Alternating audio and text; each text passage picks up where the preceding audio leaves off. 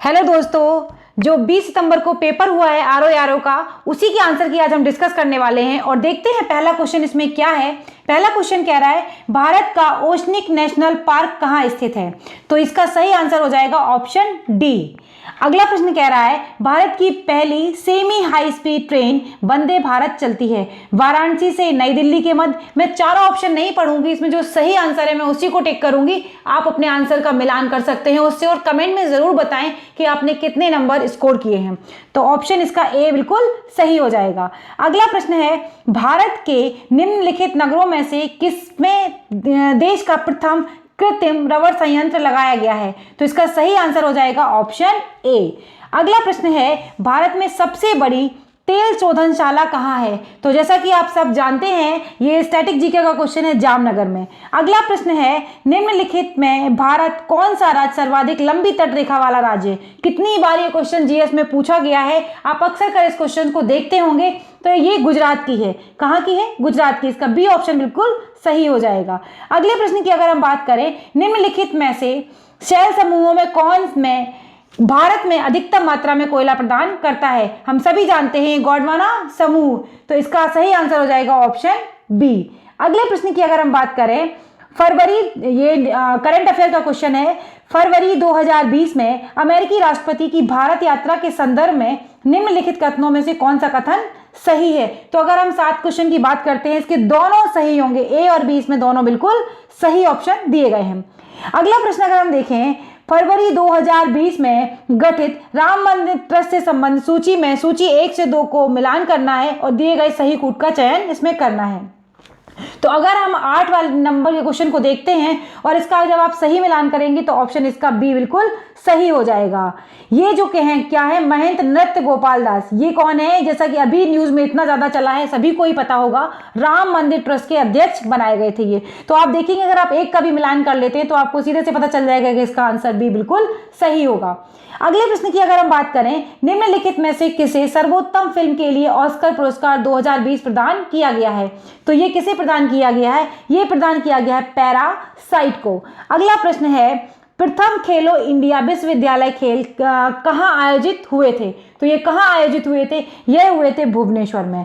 तो A option इसका बिल्कुल सही आंसर हो जाएगा। अगले प्रश्न की अगर हम बात करें, नीचे 2 कथन दिए गए हैं जिसमें से एक को अभिकथन ए तथा दूसरे के कारण ए से चिन्हित किया गया है।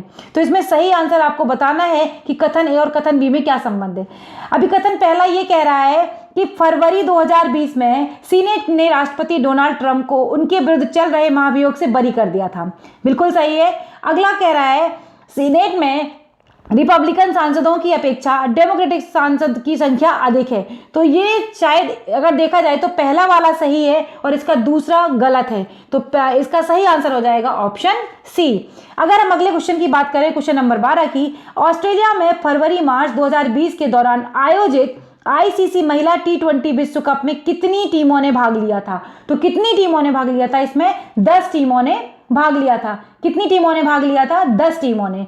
अगले प्रश्न की अगर हम बात करते हैं, अगला प्रश्न है कुष्ठ रोग के खिलाफ किए गए प्रयासों हेतु व्यक्तिगत श्रेणी में अंतरराष्ट्रीय गांधी पुरस्कार 2020 पाने वाले हैं। तो कौन है वो पाने वाले? उसमें अगर हम देखेंगे ऑप्शन बी बिल्कुल सही है, NS धर्मशक्तु।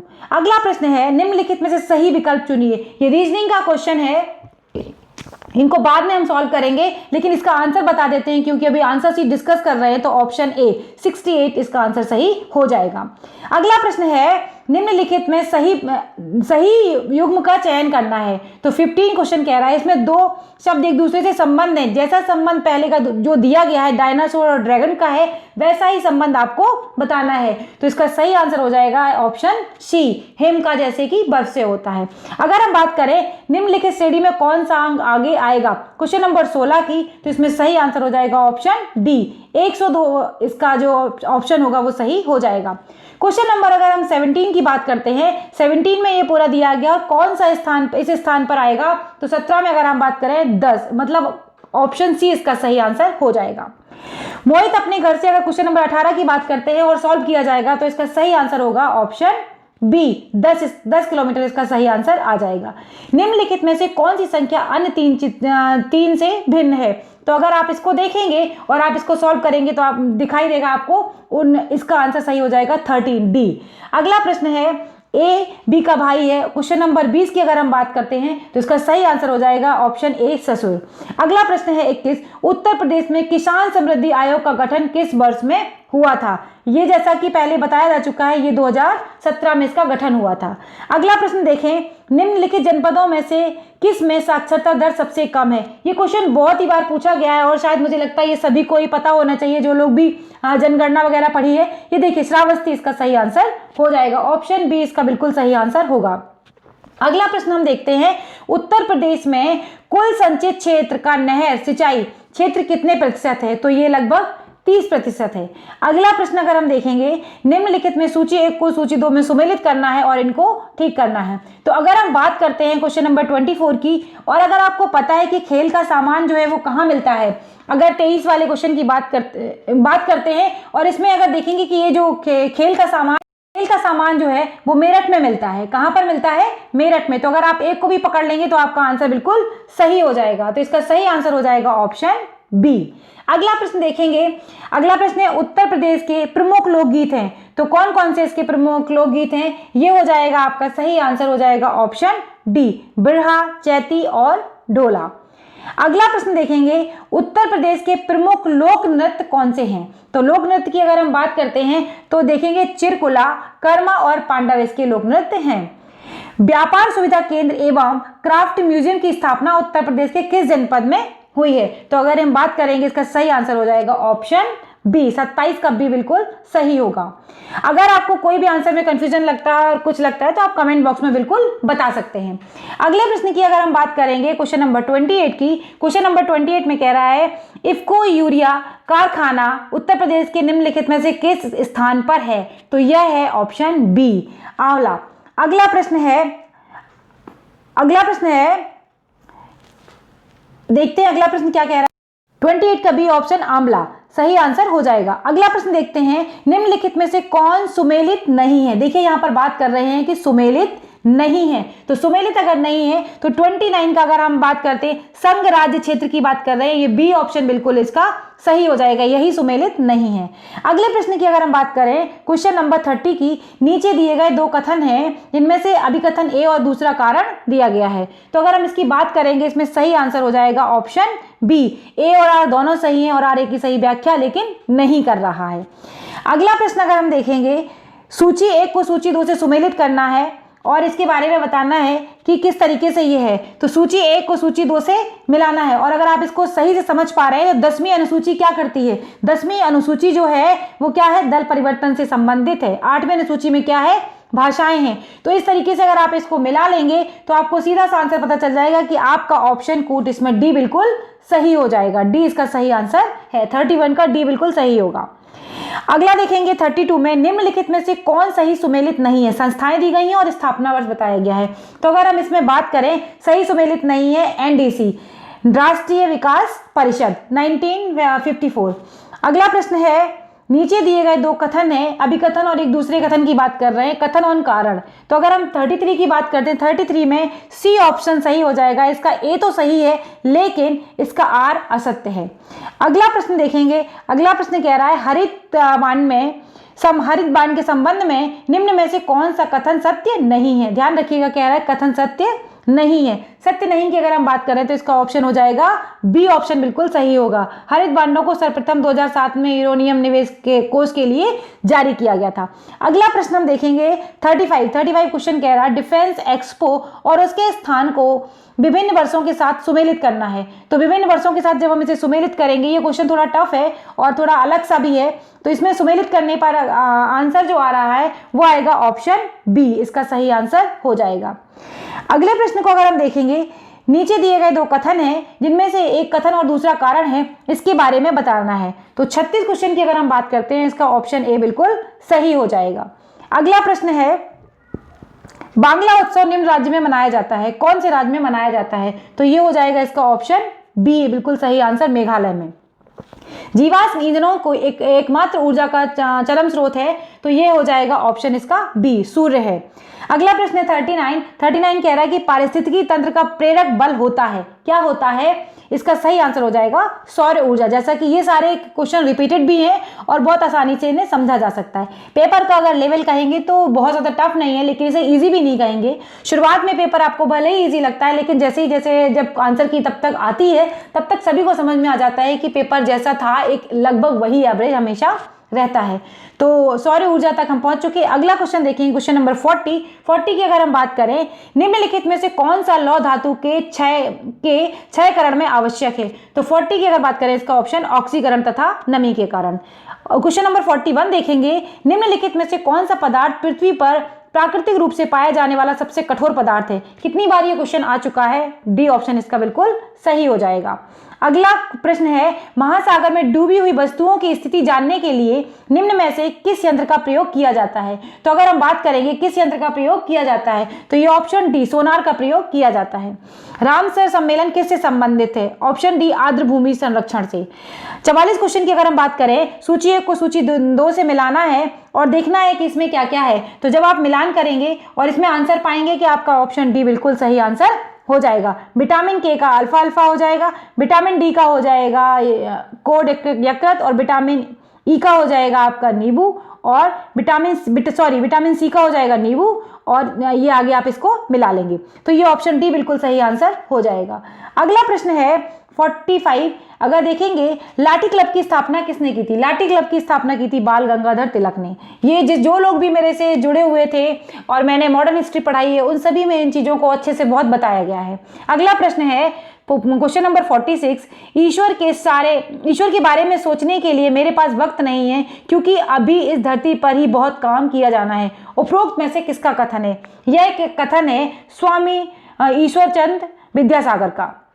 ऑप्शन डी इसका सही आंसर है। अगला प्रश्न है 47, निम्नलिखित घटनाओं पर विचार कीजिए। ये क्वेश्चन मुझे डाउट में है, इसीलिए मैं इसका आंसर नहीं दूंगी, क्योंकि इसमें कुछ मिसमैच है। अगर आप इसे मिलाएंगे तो इसका आंसर शायद आपको बी मिलेगा। अगला प्रश्न है, निम्नलिखित सूची 1 को सूची 2 से सुमेलित करना है और इसके बाद नीचे दिए गए कोड पर आंसर को बताना है। तो अगर हम बात करेंगे, इलाहाबाद की संधि, एक्सला चैंपल की संधि, ला वुड सनासे और तथा द्वारा मद्रास पर अधिकार, ड्यूप्ले की पदच्युति। तो अगर हम बात करते हैं ये क्वेश्चन नंबर 48 का जो सही आंसर हो जाएगा वो हो जाएगा ऑप्शन बी, जब आप इसे मिलाएंगे। अगला प्रश्न है, रजनामा किस हिंदू ग्रंथ का फारसी अनुवाद है? तो अगर पता है आपको, ये महाभारत का अनुवाद है। ये कई बार एग्जाम में पूछा गया है और ये रिपीटेड क्वेश्चन है। निम्नलिखित युद्धों पर विचार कीजिए तथा उनके कलाक्रमण व्यवस्थित कीजिए। 50 का अगर जब आप आंसर मिलाएंगे और व्यवस्थित करेंगे तो आपको ऑप्शन बी इसका सही आंसर मिलेगा। अगले प्रश्न की अगर हम बात करें, निम्नलिखित घटनाओं को उनके कालानुक्रम में व्यवस्थित करना है और नीचे दिए गए कोड का सही उत्तर चयन करना है। तो 51 की अगर हम बात करेंगे तो ऑप्शन ए इसका सही आंसर हो जाएगा। 3, 4 और फिर 1 और उसके बाद 2। अगला प्रश्न है, सूची 1 को सूची 2 से मिलाना है और सही कोड का चयन करना है। तो अगर देखेंगे, जब आप इसका कोड चयन करेंगे और मिलाएंगे तो इसमें ऑप्शन ए बिल्कुल सही आंसर हो जाएगा। अगले प्रश्न की अगर हम बात करें, इंपीरियल गेजेटियर के संकलनकर्ता कौन थे? तो देखेंगे इसमें कौन सा आंसर सही होगा। इसका सही आंसर हो जाएगा option B, William Wilson Hunter. अगला प्रश्न है 54, सर्वोच्च न्यायालय की स्थापना के संबंध में निम्नलिखित में से कौन सा कथन सही है? कलकत्ता के सर्वोच्च न्यायालय की स्थापना 1973 के रेगुलेटिंग एक्ट के द्वारा की गई थी, बिल्कुल सही है ये बात। और दूसरी बात कह रहे हैं कि लेमिस्टर इस न्यायालय के प्रमुख न्यायाधीश ये नहीं थे, तो इसका सही आंसर केवल होगा ऑप्शन ए। निम्नलिखित में से कौन सा एक सही सुमेलित है? अगर इनकी बात करें 56 में कौन सा एक सही सुमेलित है, तो ऑप्शन बी इसका सही सुमेलित हो जाएगा, इटावा पायलट प्रोजेक्ट, अल्बर्ट मायर।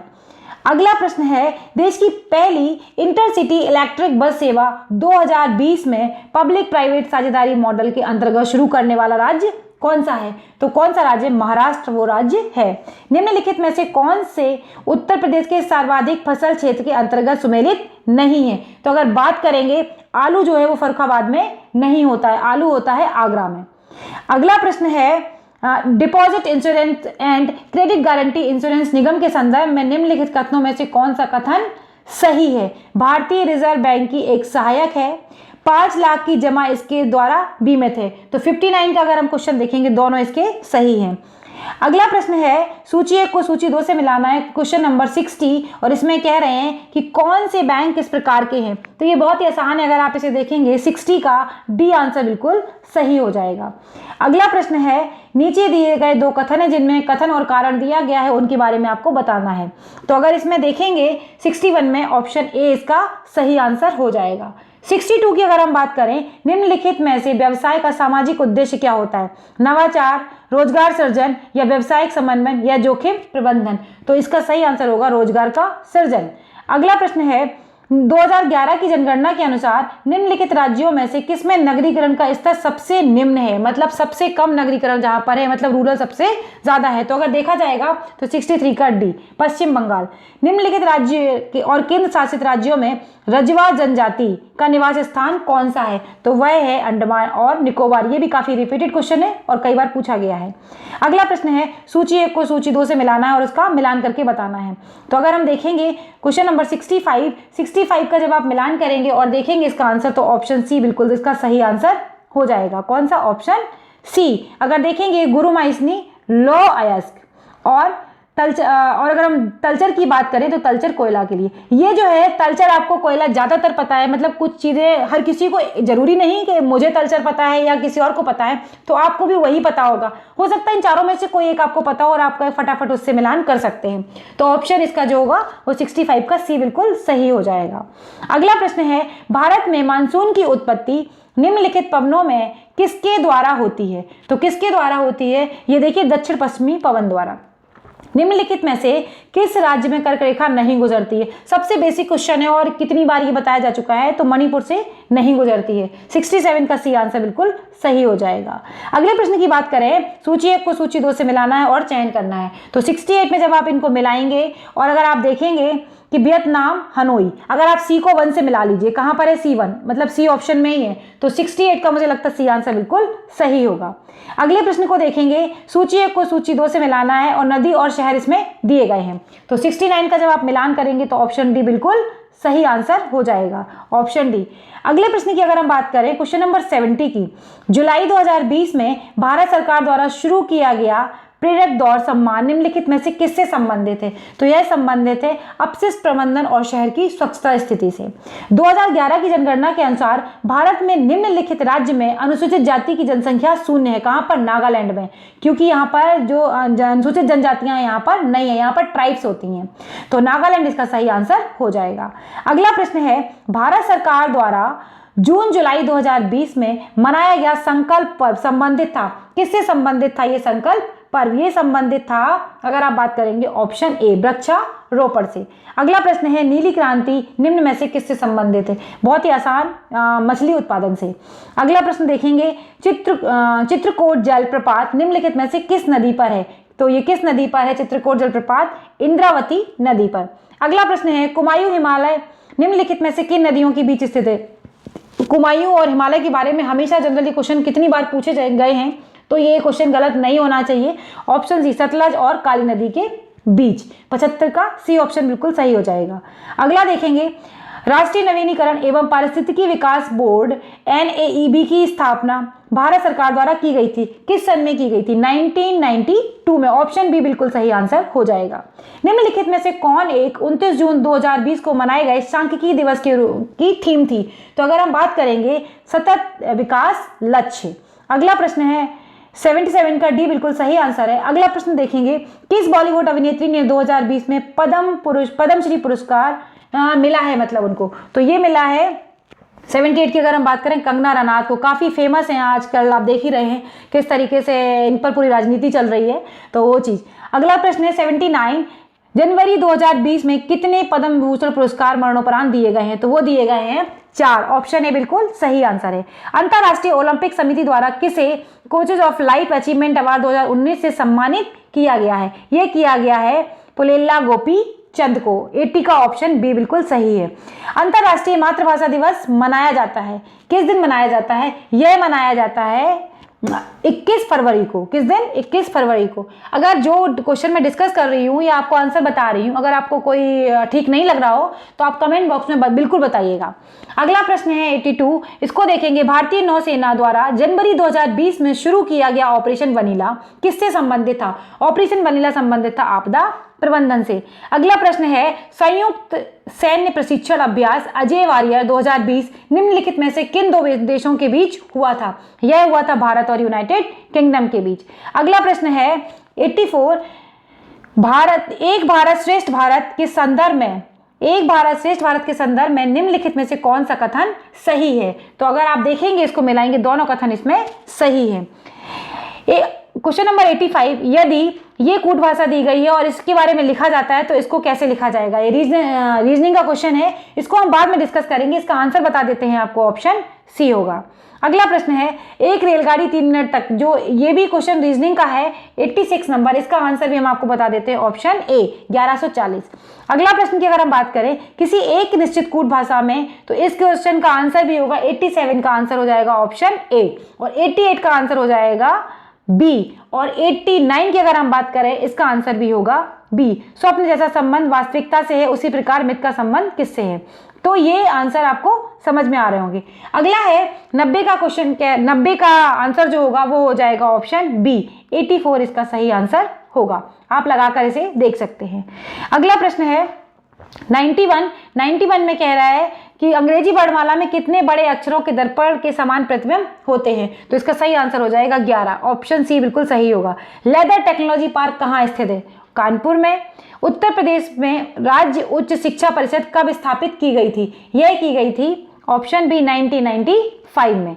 अगला प्रश्न देखेंगे। अगला प्रश्न कह रहा है निम्नलिखित युग्म में से कौन सही सुमेलित नहीं है? तो नहीं है तो वो पहला IIVR लखनऊ में नहीं है। निम्नलिखित युग्मों में से कौन सा सही सुमेलित नहीं है? तो ये नहीं है ऑप्शन बी, पीतल की मूर्तियां मथुरा में नहीं है।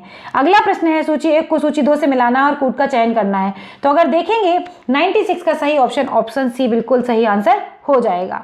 अगला प्रश्न देखेंगे हम, उत्तर प्रदेश में बुक्सा जनजाति कहाँ रहती है? तो ये बिजनौर में रहती है। कहाँ पर रहती है? ये बिजनौर में।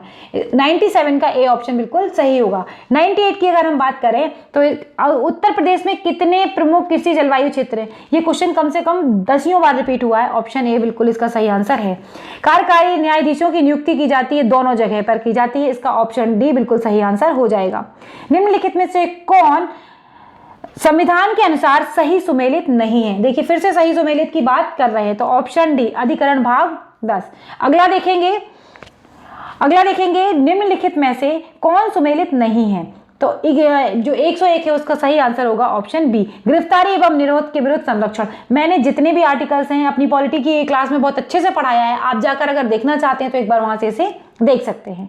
अगला प्रश्न है WTO के अंतर्गत सरकारी न्यूनतम समर्थन मूल्य MSP एवं बाजार मूल्य के अंतर्गत जब सीधे किसान भुगतान किया जाता है उसे कहा जाता है? तो उसे क्या कहा जाता है? उसे नीला बॉक्स सहायिका कहा जाता है। ये क्वेश्चन भी एग्जाम में पूछा जा चुका है पहले।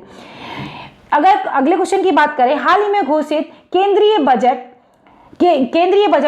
2020-21 में निम्नलिखित में से योजना में बजट आवंटन इतने की तुलना 2019-20 की तुलना में कम हुआ है? तो किस में हुआ है? ये हुआ है अगर हम बात करेंगे मनरेगा में। 103 का ऑप्शन ए बिल्कुल सही होगा।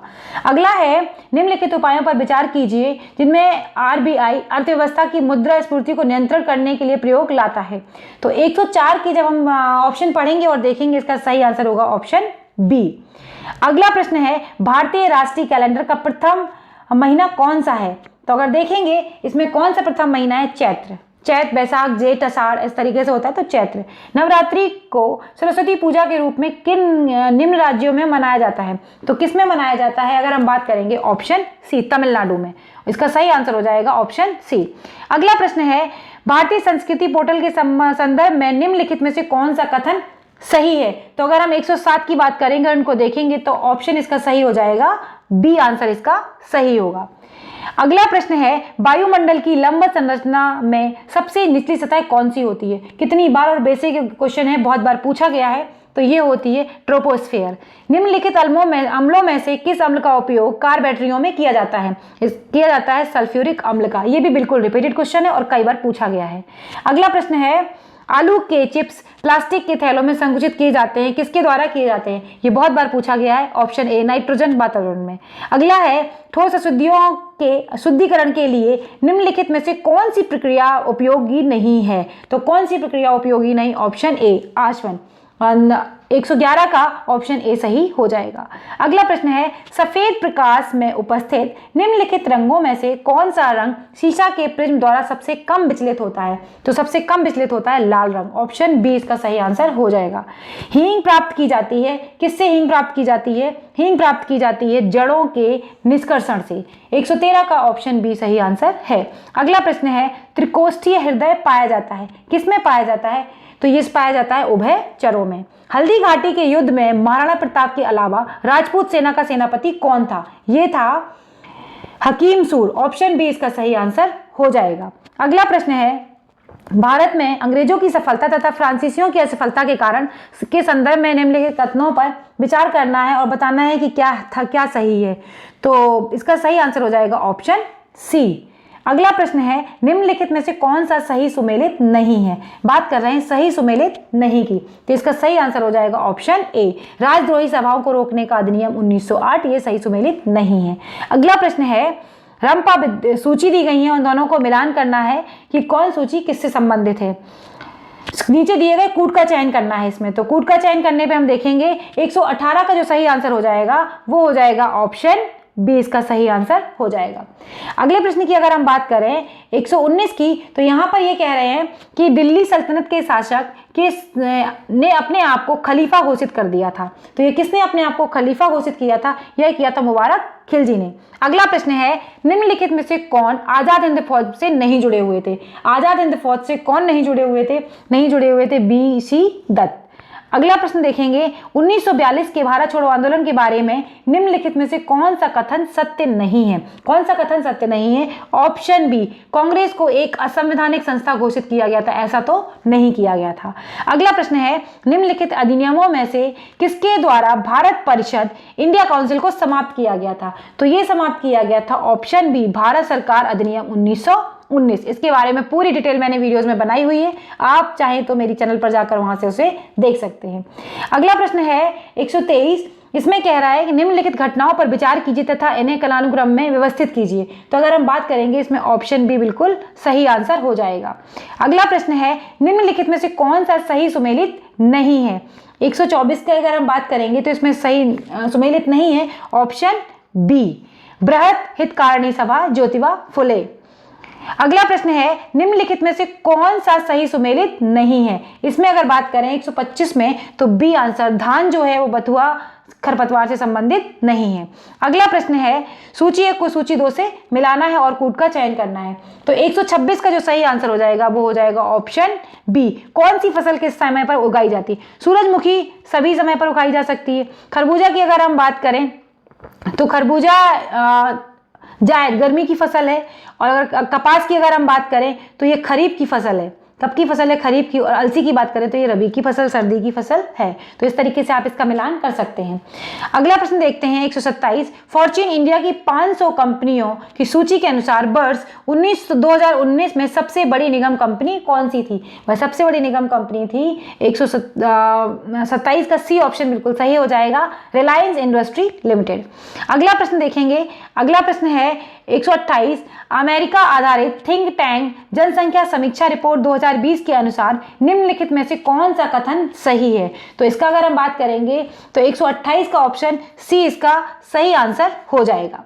अगला प्रश्न है, नीचे दिए गए अक्सर कर हो सकता कथन वाले क्वेश्चन में कुछ बदलाव आए, तो अगर आपको खुद भी लगता है कि कोई चेंजेस हैं या मतलब आंसर सही नहीं है तो आप हमें कमेंट बॉक्स में बता सकते हैं। अगर हम 129 की बात करें, नीचे दिए गए कथन और दूसरे का कारण है, इसके बारे में बताना है। तो 129 का जो सही आंसर हो जाएगा वो हो जाएगा ऑप्शन ए, दोनों ही सही हैं और एक दूसरे की व्याख्या करते हैं। अगला प्रश्न है, निम्नलिखित में केंद्रीय बजट 2020-21 के अनुमानित आय का स्रोत है। सूची 1 को सूची 2 से मिलाना है और सुमेलित करना है और इसका आंसर बताना है। तो इसका अगर हम 130 के आंसर की बात करें तो जब आप इसे कूट में मिलाएंगे तो इसका सही आंसर हो जाएगा ऑप्शन डी। अगला प्रश्न है जेनेटिक उद्योग में सम्मिलित है, कृषि इसमें सम्मिलित हो सकती है। अगला प्रश्न है निम्नलिखित भारत की नदियों में कौन सी कर्क रेखा को 2 बार काटती है। कितनी बार ये क्वेश्चन पूछा गया है और कितनी बार ये एग्जाम में आ चुका है, तो ऑप्शन ए माही। अगला प्रश्न है निम्नलिखित जनगणना वर्षों में किसे भारत के जननांकीय इतिहास के महान विभाजक के रूप में जाना जाता है। ये ज़्यादा जाना जाता है अगर हम बात करें 133 क्वेश्चन की तो बी ऑप्शन 1921 को। अगला प्रश्न है तुलबुल परियोजना किस नदी पर है, तो ये किस नदी पर है, ये है झेलम नदी पर। अगला प्रश्न है निम्नलिखित कथनों पर विचार कीजिए तथा दिए गए कूट का सही चयन करना है। तो ये अगर हम 135 की बात करें तो इसमें सही आंसर होगा ऑप्शन डी। 136 की अगर हम बात करें तो इसका ऑप्शन सही हो जाएगा ऑप्शन डी। भारत सरकार द्वारा राष्ट्रीय रहित अधिकरण की स्थापना 2010 में हुई थी। अगला प्रश्न है निम्नलिखित में से कौन सही सुमेलित नहीं है। अगर सही सुमेलित नहीं की बात कर रहे हैं ऑप्शन सी जर्मनी और नॉर्मंडी। अगला प्रश्न है निम्नलिखित में से कौन एक सही सुमेलित है। देखिए सही सुमेलित की बात कर रहे हैं तो ऑप्शन बी रूर औद्योगिक प्रदेश जर्मनी। अगले प्रश्न की अगर हम बात करते हैं तो इसमें 139 में निम्नलिखित देशों में कौन अफ्रीका के पश्चिमी घाट के तट पर स्थित नहीं है। Option B Botswana. और 140 का सही आंसर हो जाएगा वन अनुसंधान स्थित है ऑप्शन ए देहरादून में। तो ये पूरे आंसर्स थे और वीडियो यहीं पर समाप्त होता है। प्लीज़ ज़रूर बताएं कमेंट बॉक्स में कि आपने कितने क्वेश्चंस को सही किया है और मैं उम्मीद करती हूँ कि आपने बहुत सारे क्वेश्चन सही किए हों ताकि आपका सिलेक्शन हो सके। और वीडियो अगर अच्छा लगा है तो प्लीज़ लाइक कर दें, शेयर कर दें और चैनल को अगर अभी तक आपने सब्सक्राइब नहीं किया है तो प्लीज़ सब्सक्राइब करें और हमसे आगे के लिए जुड़े रहें। तब तक के लिए नमस्कार दोस्तों, धन्यवाद।